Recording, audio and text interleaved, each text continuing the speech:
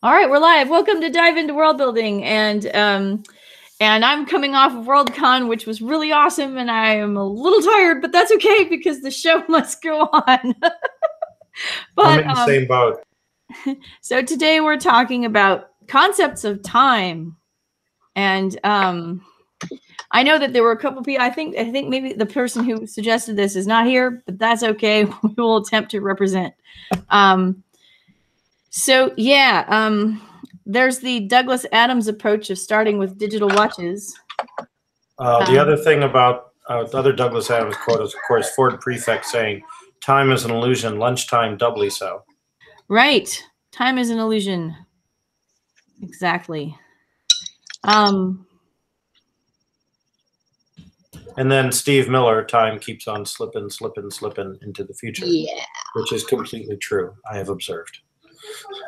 There are a lot of things so it's kind of there. So there are a lot of ways to approach this, but one of the things that I know that I have never said during a time discussion before is how subjective time perception is.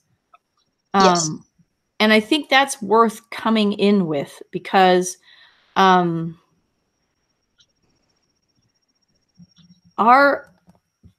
sense of time, our measurement of time is culturally dictated on some level. But we do have to learn how to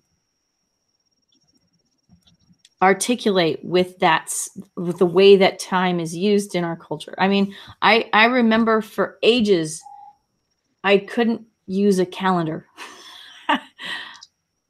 I didn't know how to use a calendar because I would look at it and I would be like, this is not telling me anything that means anything. I was in elementary school at the time, probably, first or second grade. And I just couldn't figure out how to look at a month calendar and figure out how it would be telling me what day it was. And I think that was because I didn't have some of the underlying pieces that I needed in order to make sense of it. So, for example, you kind of have to have a sense. I mean, yeah, okay, the calendar is going to tell you what year it is, and it's going to tell you what month it is. But unless you have a really good idea of which day of the week it is already, you don't necessarily have any concept of where in that month we might be. Yeah. And even if you know which day of the week it is, you have to be able to pick which of the weeks. So you already have to have some sort of basic assumptions about months and weeks present in your head before you can actually use a calendar. Yeah. What are they good for? What makes a day different from another day? School, work, religious observations. Mm-hmm. How people tell one day from another during a given week. Mm-hmm. Telling 1 week from another during a given month, that I find tricky without a calendar. Mm-hmm. And it's usually observed in the, how on earth did we get to be 3 weeks into August? Right. Kind of response. So that's one thing about time is what do we use the time for? Yeah. How we measure it. So I think that given that many of us share a lot of our underlying assumptions about time, it's easy to go, well, here's how time works. But there are things that can drastically alter your perception of time. I mean, obviously, mood-altering substances would be on that list. But things like personal experiences, whether you go to work or not, right? Mm-hmm. Tyranny of daily schedules. Yeah. Which, was the basis for the world building in Harlan Ellison's Repent Harlequins of the TikTok Man. Yes. Right? Mm-hmm. Where your time was revoked if you ran late on your daily schedule. And so that was a tyranny of time, you know. I will say on calendars, a couple of observations. When I was in first and maybe second grade, the teacher used to write the date in the American format on the chalkboard every day, like, 8/21, 18 or whatever, right? Obviously, it was like not those numbers. And I didn't know what it meant.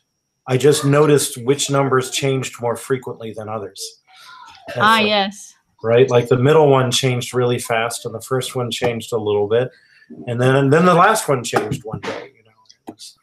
I think the assumption, one assumption that is made, I mean, you talk about telling your kids to teaching your kids to tell time, which, is a thing that's changed because you were using digital instead of analog.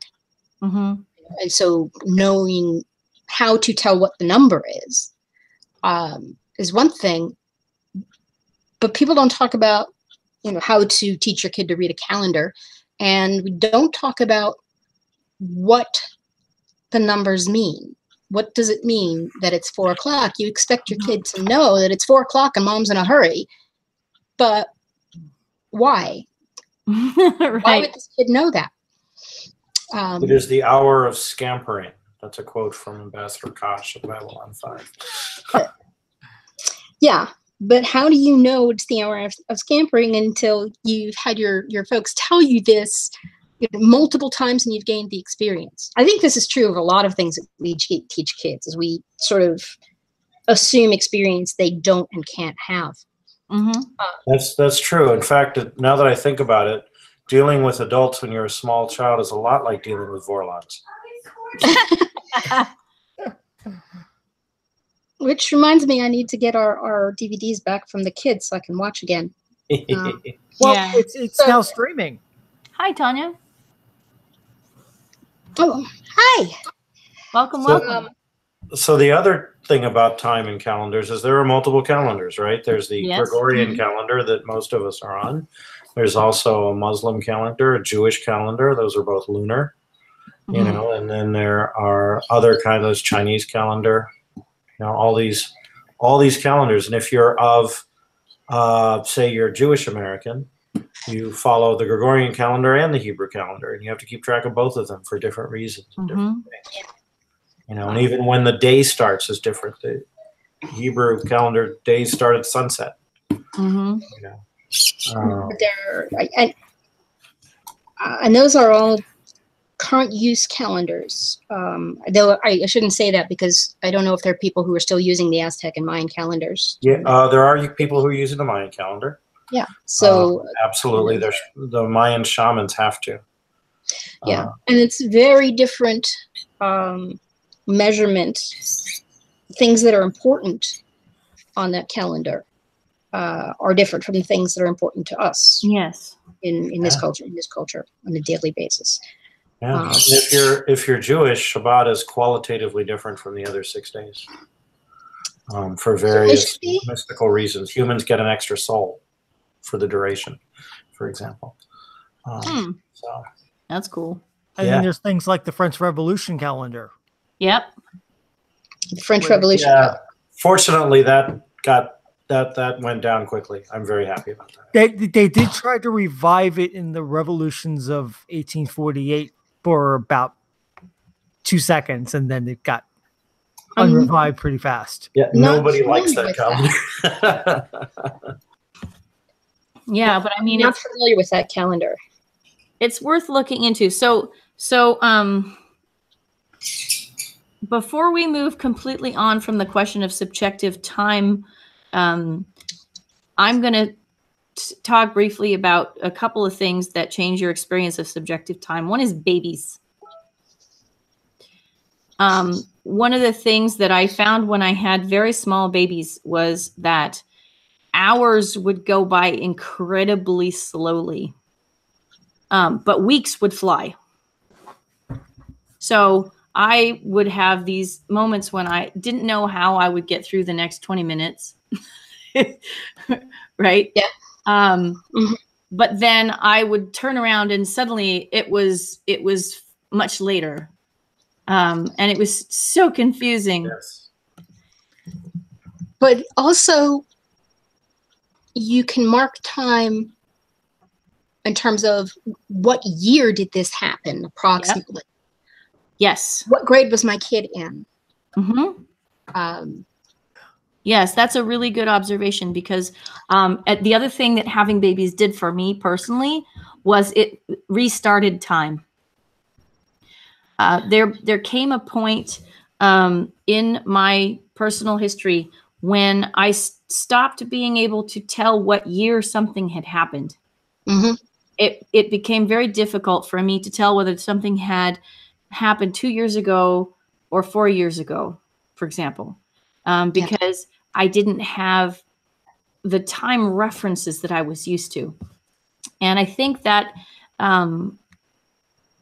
has to do with the fact that growth is such an incredible process of change that it helps us to comprehend how time is passing. It's a continual visual cue that time is passing as your child grows. Right.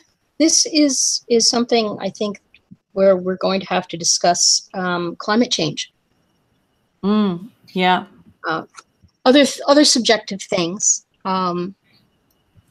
Excitement, anticipation will make things happen more slowly, or the things that you have to get through happen more slowly. Boredom, dread.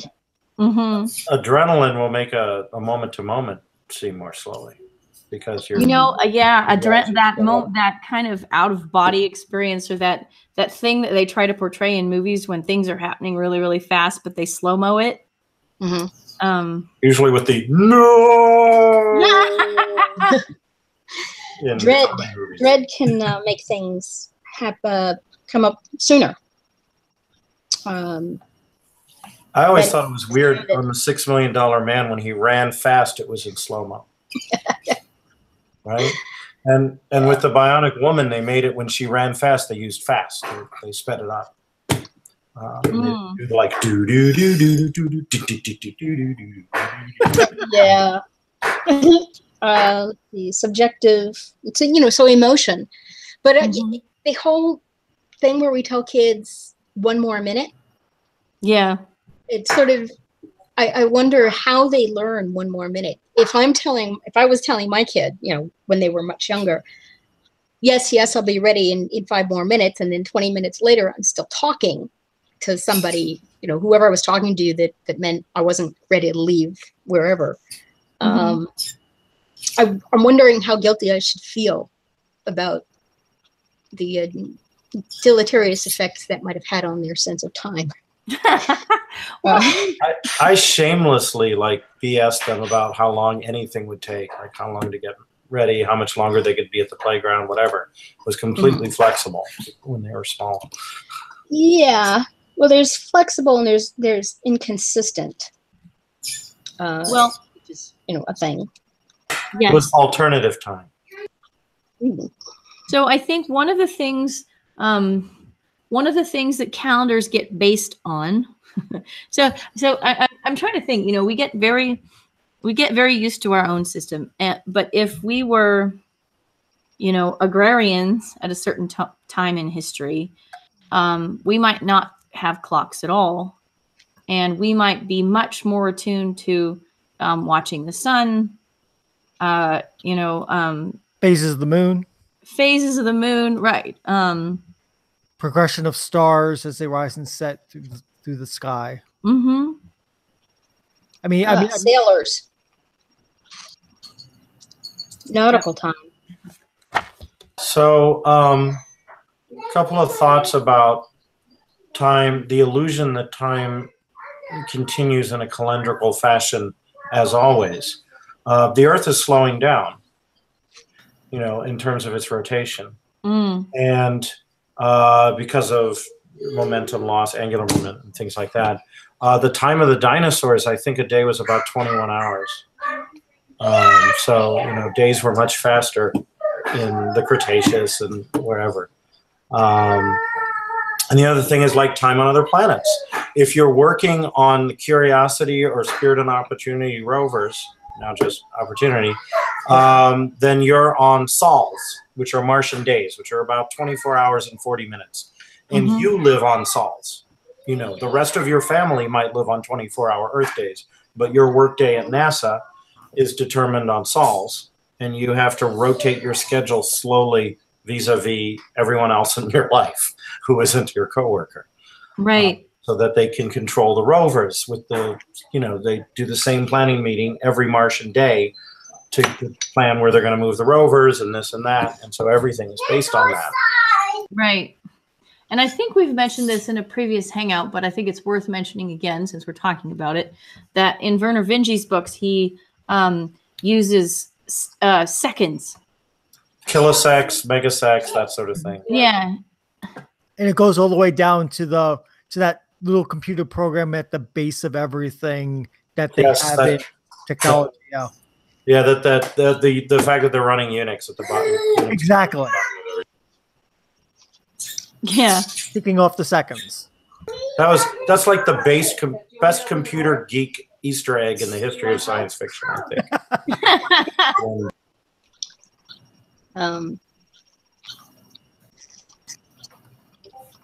So I wrote, Juliet knows this because she heard me read it. I many years ago, I sold a Martian steampunk story. And one of the details in the world building was that they were Victorians who had colonized Mars. So naturally, of course, everything had to run on Greenwich Mean Time on Mars, even though sols are 40 minutes longer than Earth days. So it was completely ridiculous. And there was a big fight because there was a movement to switch to the Martian calendar on Mars, which was scandalous because it wasn't, the same time the Queen was on. So this is kind of, I guess, a little bit out of left field, but I think what you said just then made me think of it.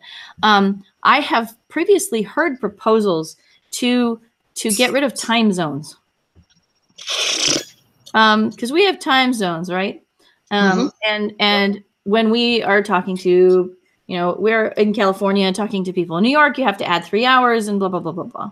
And what it means is that, you can pretty much count that across the United States, the standard time for a workday to run is 9 to 5. But what 9 means and what 5 means is different depending on where you are. Right? Or whether your state does daylight savings time. Whether it does daylight savings time, which is another whole discussion.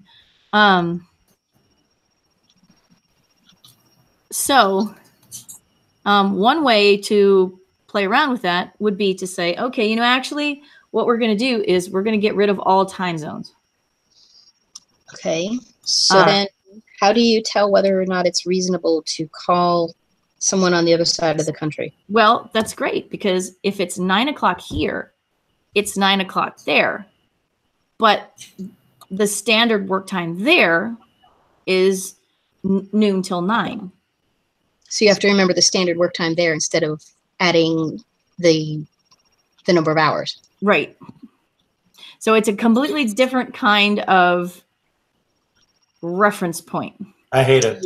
I hate it too. Well, I mean, you're allowed to hate it. It's not my proposal. Yeah. If I want to know what time it is in some place that I'm not familiar with, I go online and I look it up and I add the numbers, or I check the site that says, look, if you can't add, this is the city you're looking in, this is the time zone, this is what time it is. If I have to keep track of what working hours are, my phone tells me what time it is in various places. I just pick the city.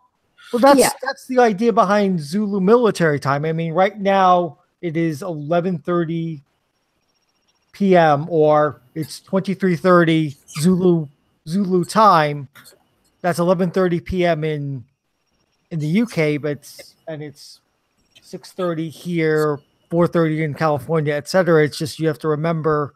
Okay, so at 23:30 I've just got home from work.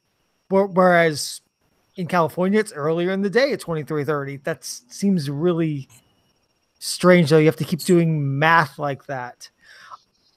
Yep. You know what? I think either one would be equally possible, but changing from one to the other is prohibitively difficult.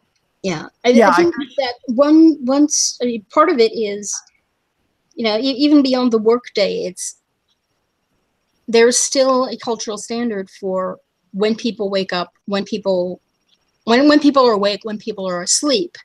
Mm-hmm. And, if it's nighttime, a lot of people are going to be asleep.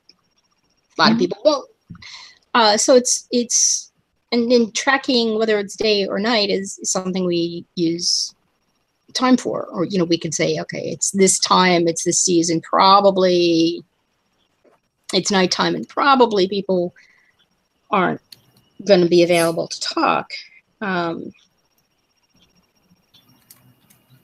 So before we had time zones, just every place had its own time, and there was a church tower that would tell you what time it was in Europe anyway, or in America. And then they built the railroad, and they had to synchronize schedules, and then they standardized time zones at that point. But before that, it was like you would go, a few miles, and maybe it's a few minutes different instead of an hour. Yeah. Yeah. I mean, the time zones definitely have their issues and their oddities. I mean, especially at the borders of time zones, when you're really close to one or the other, and then the sunrise and sunsets can get really out of whack and seem really strange at various parts of the year. Yeah. Which Larry Niven actually made it into the hook of the novel Ringworld, because Louis Wu was having his 200th birthday celebration and was hopping around the globe, trying to stay in daylight. Yeah, that day. Trying to make the day last longer than 24 hours because of the international date line, and he just moved around that and kept going with his roving party. He extended the day, It helps have teleporters to make that happen. Yes, yeah, because you could go faster than the Earth spins. Teleporters would be nice in many ways. Oh yeah. You'd spend less time traveling. Mm-hmm. And we haven't even discussed time traveling in this time episode. But there's another time perception. It's not just hours and days. It's in years. But it's related. When you have groups, whether it's subgroups of humans, or you're talking about different species, in terms of longevity, or even just vampires. Vampires still live on 24-hour days. They just have more years. So what's their perception of time? Interesting. In terms of, yes, I have 1,000 years, but they're all made up of these tiny little days. Yeah, actually, this came up in Interview with the Vampire by Anne Rice. The vampire's perception of time, decades could go by, and they just sort of lost track. Yeah, if your days look the same, and we already know that your days can go by and you'd lose track. Yeah. And they're only out at night, so there's not even, daytime. It's all one long perpetual night. Just with changes in weather. Yeah, it's going for years and decades and centuries and millennia. That's a rather poetically depressing way to look at vampires, like just one endless night. That was how she looked at it. That's, I guess, why it was a bestseller. Because it was an original thought. But there's also the question of because the vampires will have sort of a legacy issue, as it were, having been living humans at one point, and having lived with the same expectations and time sense that the rest of us do in terms of, or time expectations, if not time sense. 24-hour days, and you expect about 50 to 70 years, depending on your genetics and the period that you grew up in and that sort of thing. What about species that don't have that? Species that are just long-lived and interacting with humans. Mm-hmm. You know, if they have a day that's still roughly 24 hours. You think like elves? Yeah, you would. Tolkien did great stuff with the elves. Werner Vinge, again, with the same series, he had the Scrode Riders, and they were, plants that didn't remember anything. And they had the like little basically personal digital assistant built into their go-karts, and they checked where they were in the conversation because they'd lose track. And then they could get off the Scrodes and plant and just stay that way for months or years and be like a plant and not really perceive time the same way. Or like again, Tolkien, treants. Oh yeah, half an hour. Like how long does it take an ent to actually say anything in Entish, right? Yeah. Yeah, these are fun. These are fun little details. I really believe that. I mean, you can get all sorts of interesting things in the reverse, like say example Robert Forward's novel Dragon Egg, where the alien characters are on the surface of a neutron star, so time passes more quickly for them. So years are going by while the humans are trying to interact with them because of the high gravity field. Mm. So their perception of what's going on is completely skewed from and eventually they surpass humans in technology because they've had so much more time in that field to develop technology to go from the Bronze Age to better spaceships in space of a couple of years of human time. That's interesting. Black holes. Generation ships versus FTL. Yep. And with FTL, you can get temporal paradoxes because of Lorentz invariance. Let's see. What are the other things that I was thinking of? Oh, yeah. The tools that we use to measure time. Calendars. What are the things we make calendars out of? Bytes and bits and stone and everything in between. Clocks. You can spend hours talking about the evolution of clocks. Shadows, sundials. Also, there's musical time, which is a whole other subject, like how you perceive time while performing or listening to music. And there's also linguistic time. Rhythms. Yeah. I was also thinking of like megaliths, things that measure where the sun's traveling in the sky and where the solstice comes up, the sun comes up in the solstice. Yeah. Language time is things like syllables versus the length of vowels versus things like that. There would be an interesting worldbuilding challenge. A planet without moons. How do you get something between days and years, or even the solstices as a discernible measurement of time? I mean, we have the moon and moon phases to come up with lunar months, but if you don't have a moon, how do you develop that? What would humans or human-like aliens come up with to measure longer sets of time? I mean, there's no obvious. The lunar month is that's almost redundant, because anything that's not a lunar month is still, it's a variation. You've got it from the month because that's what month is. Yeah. So month is. Without a moon, what do you do? I mean, what does our aliens do? Well, I mean, so there. If you have multiple. We're talking once. There's that story that floats around on the internet about the earliest. Man's earliest calendar was 28 marks made on a bone, and then somebody was like, I think that was women's earliest calendar. Oh, that's brilliant, Juliet. Well, it measured the time of childhood on the internet. Yeah. But I mean, so if we are actually asking about how we measure time periods that are more than a day long, you might actually have some kind of body cyclical measurement that might allow you to measure time in a longer way, right? That is a good, excellent point. I'm such a man. I didn't even think women's periods. That makes perfect sense. Right. I mean, like, so yeah.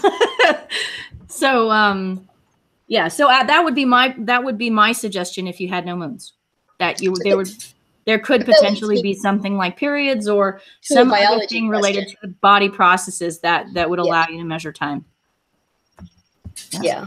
One thing we haven't talked about is machine time in the sense of AIs, like in the later Gateway books, Gateway series by Frederick Paul, one of the characters, I won't be a spoiler and say which character, dies but gets uploaded. And so that character has to deal with VR space with the other uploaded humans and AIs, and meat space, which was really ridiculously slow for this character. And so when the character tried to have a conversation with some of the living humans who were organic, they would just put an avatar up and tell the avatar what to say, and then come back like much later when it's finished its sentence and the human had finished the one sentence reply, and sort of program the next sentence in.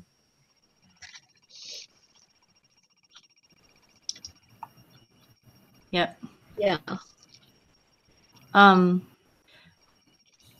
We haven't yet spoken about the influence of major events on time.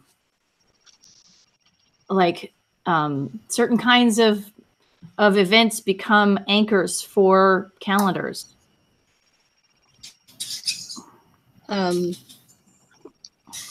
Seasons. The 5th season. If you look at the way she records time. Yeah, in there. Between volcanic eruptions, basically. And those events are the major milestones in there. And each one has a name. Yeah. It's not like they're all 5th seasons, right? So each one of the seasons is named for the terrible thing that happened during it, right? Yeah. Which reminds me of like some fantasy ideas. Oh yes, in year 1346, the year of the red dragon, the year of 1348, the year of the brown mouse, sort of naming of a year. So she names the seasons instead. Oh yeah, that I did like that touch a lot. Those can also be cyclical. Things like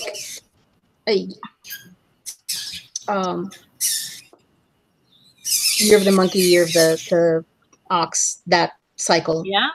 Chinese zodiac cycle. Or you can even have larger time periods, like say in the Dragon Age universe. They thought it was going to be like the year of the king. It turned out to be the year of the century of the dragon, because eruption of Darkspawn showed up. So what they thought was going to be the century ahead, and they were to name it, got changed because of unnatural disaster. Well, so and then you also have things like the Japanese calendar, which goes on the basis of who the emperor is at any given time. Oh yeah, like how do we number our years? I mean, the Romans did it from the founding of the city. Japanese, you can name it like in the 4th year of the reign of Emperor so and so. There's all sorts of different ways you can number a calendar other than just from the birth of a religious figure. There's any number of ways. Right, exactly. Yeah, the Hebrew calendar is the number of years since the creation of the world, which is they just did the math counting backward, and that's what they came up with. On the basis of the description of generations in the Bible, right? Yes. Yep. But when the period of time when the Hebrew Bible was being written, it was based on like kings and the X year of King Y, Mm-hmm. So that system was a late system. It was Bishop Ussher, I believe, who tried to come up with the Anno Domini system, and he basically took tried to figure out from the Bible and figure out when that was, so you could figure out what the year was, and that's how he came up with the 4004 BC, at least in that version of Christianity's start date. I don't know if the Jewish calendar has. I think it's something else. Correct me if I'm wrong. What the actual start of the creation is, but it's not 4004. I don't think. What is? Oh, what year is it? Well, yeah, what Jewish calendar year is it? I have lost track.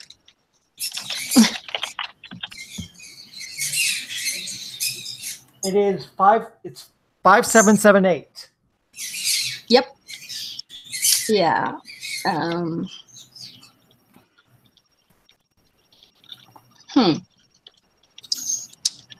Wikipedia claims 3761 BCE. Yeah, as the creation. That would dovetail with the numbers. Yep. So they counted it differently than Bishop Ussher did. So they were presumably looking at similar sources, but came to different conclusions. Because again, it's like rain. We do that a lot. Lengths of that rain. I mean, without a central reference point, you got to piece together things, and sometimes you got to do make gaps. So I actually have an observation that I would like to make, was when you're creating a secondary world, you have all kinds of options, because we've been talking about all kinds of options for calendars and various things like this.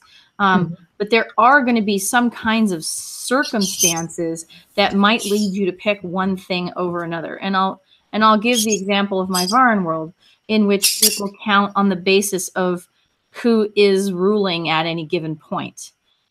It's really not a good idea it would not have been a very good idea for me to try to have people count back to the foundation of their society, because it's really important that they not really quite know when the foundation of their society was. And in fact, that they need to not know that there was a point when somebody deliberately tried to erase any awareness of when their society had been formulated in this way. And so the fact that they would use that kind of very locally relative time connected to, marking years on the basis of who the ruler is something that would have been chosen by somebody in order to keep people from asking questions about how long the system had been in effect. If that makes sense. Yeah. And so everybody who lives in the system is pretty much like, well, it's this year, and it's just always been this way. It was, before this guy, it was this guy, and I'm not sure how many of them there were, right? Mm-hmm. They know who the founder of their society was, but they kind of assumed that it was a lot longer ago than they imagined.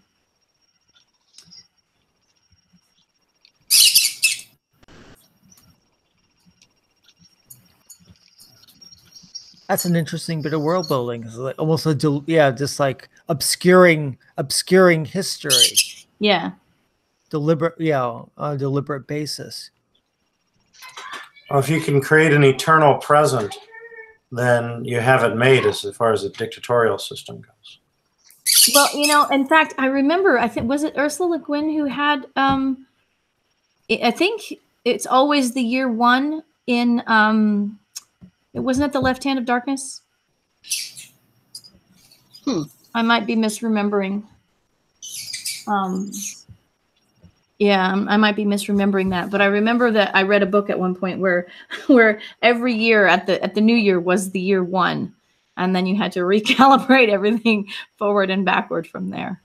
That is interesting.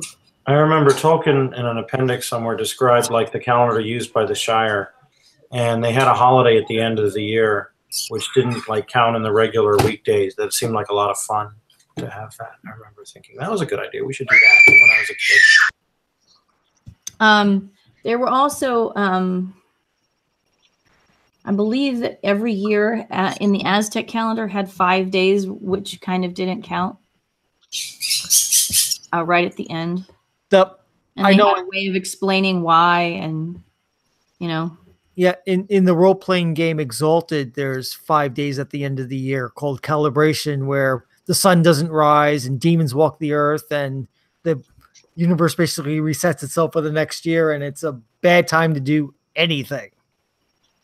Well, then there's astrology and the concept of like, well, Mercury's in retrograde, so I shouldn't go on a trip. And we haven't even talked about how to decide how to divide up your hours.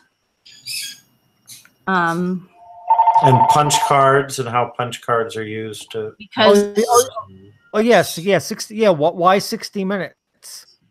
Yeah, why? Babylonians. Well, yes. Well, I mean, so okay.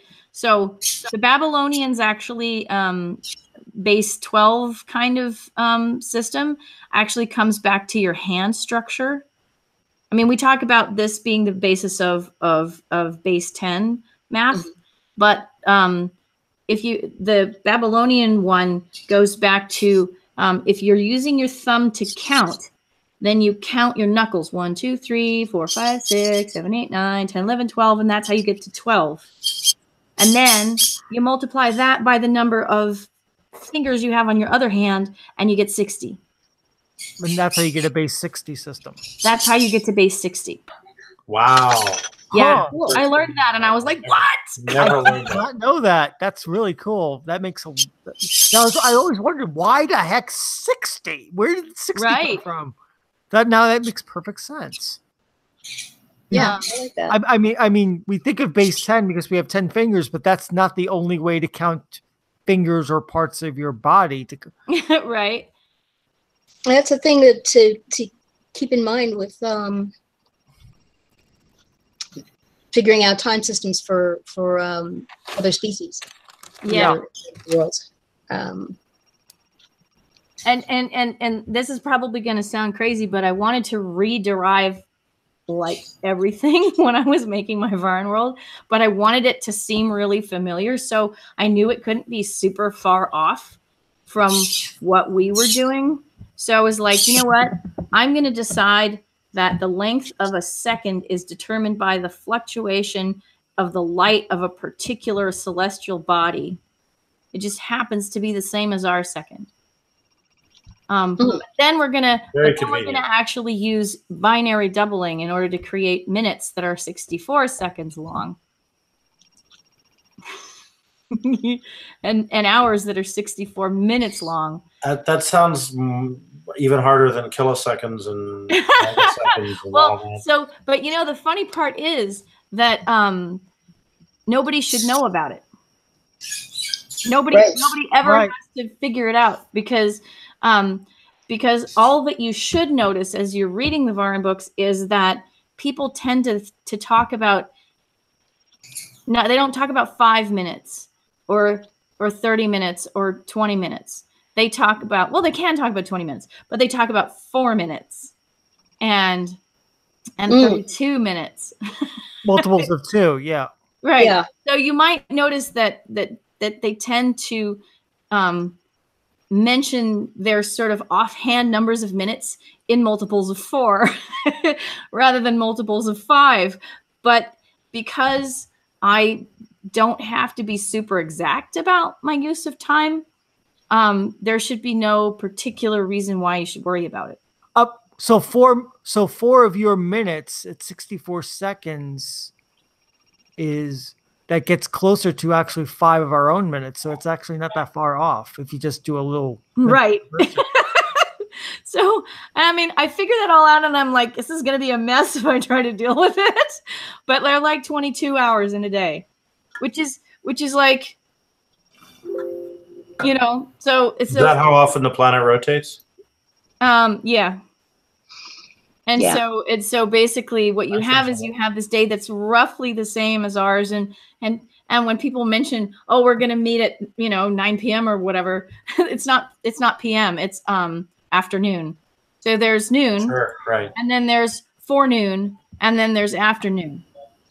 Well, and it sounds like if people complain about the short day, you can just say the seconds are a little longer than our seconds. Yeah, I mean, so like you shouldn't have to worry about it, is the idea. But I did want it to be completely distinct. Yeah. Sure. It has to. It's something that you have to know because it has to make sense in the context, right? Sources, but it being transparent to the reader, basically, is what you're talking about.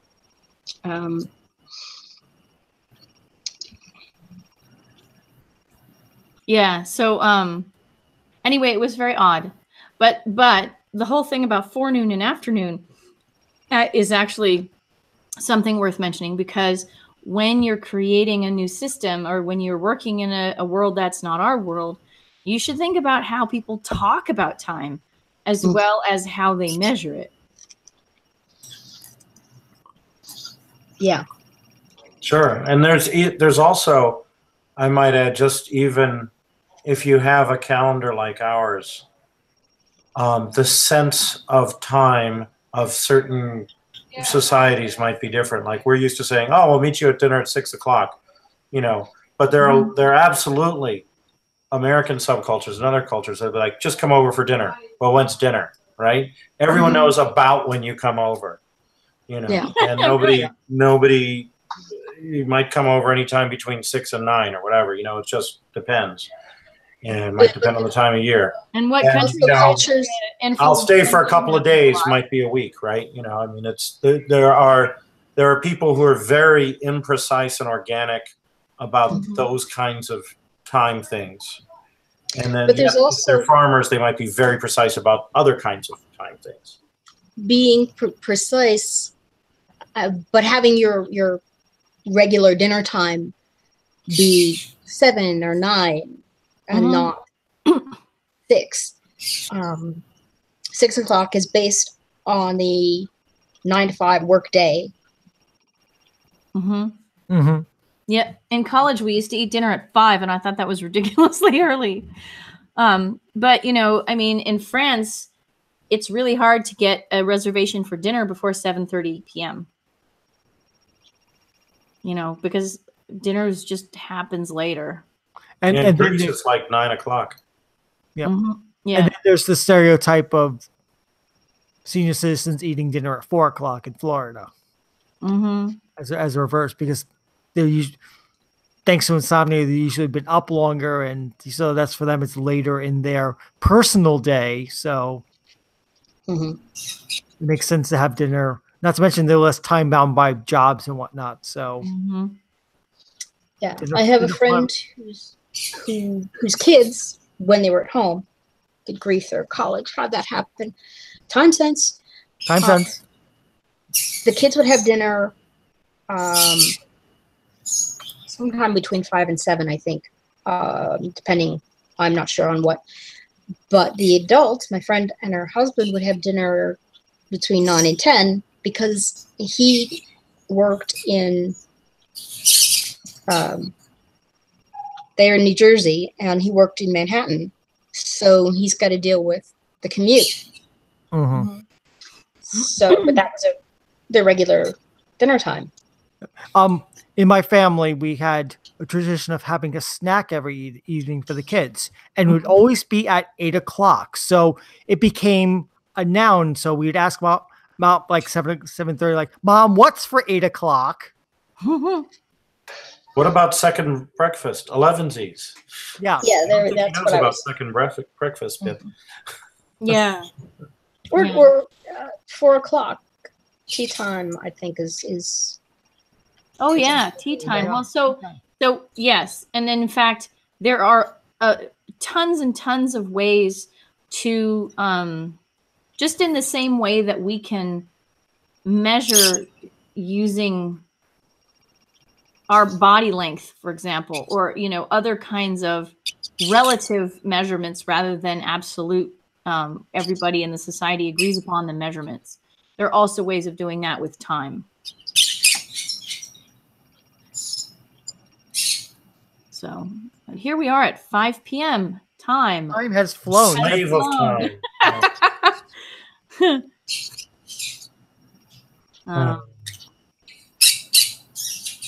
And now we're out of time. No more time to discuss time. Sorry, what were you saying? This hour just flew by, and we didn't even talk about metaphors. Like it's like hour flew by. Oh yeah. Right. Well, there's a lot of spatial metaphors for time, right?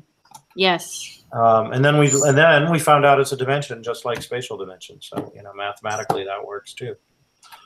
Mm-hmm. So. Yep. But we've lost some, like with with old digital clocks. I mean, the sweep of the second hand no longer really applies to very many people. Sure. Mm-hmm. But also, like a metronome is a way of keeping time. When I was talking about music, that was one of the things I was thinking of. Oh, or a person's internal sense of time. There are some traditions, like the Japanese imperial court music, gagaku time, which is done. The rhythm is based on breath, human breath, and so the sense of time is a beat doesn't always last the same amount of time. There's some flexibility. Mm-hmm.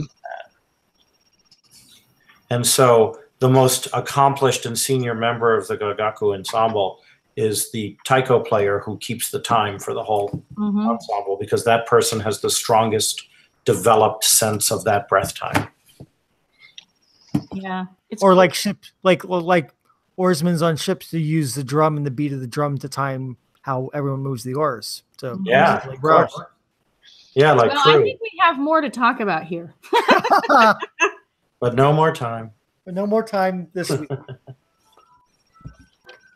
I wrote a short story about someone who it's in a world that I created, and it's a short story in that world where someone has the ability to go back to a particular point in time, but they need a photo to focus on to get to that point in time. So they have a photo of or they have like a ticket to a concert, and they go back to that particular time. And what he did was he managed to get someone to open up to teleport him to that time. And what he did was he put a photo of him of his girlfriend on top of it, and he focused on it, and he managed to go back in time to visit his dead girlfriend, and it becomes an addictive habit, and that he has to break out of. I like that. Yeah. There's talk of sex abuse because he was a sex abuse victim with his dad, and that messes with his ability and all that stuff. It just got published in the anthology called Survivor with Marianne Mohanraj as the co-editor, and I forget the name of the other person she was co-editing with. But it was this month. Like I didn't know about it because I haven't gotten an email, but I had to ask about it. There are a lot of roadblocks happening with this anthology, I believe. It was supposed to come out September last year. I think what we should do is we should put time travel down as a topic for another day. Because I would really like to do that, and we can return to this topic. Yeah. It's now 5:04, so I think we have to wrap up. But what I would like to say is that next week, I'm currently not sure if it's going to be Monday or Tuesday, but I think it's going to be Tuesday. I just need to get confirmation from the author. We're going to be having Mimi Mondal on the show. And I just met her at Worldcon, so that I was kind of excited to do that. Excellent. And, yeah, so we'll be having her on, and hopefully we can explore her work a bit and have a good time, and I hope you can make it. And I'm going to stop the broadcast.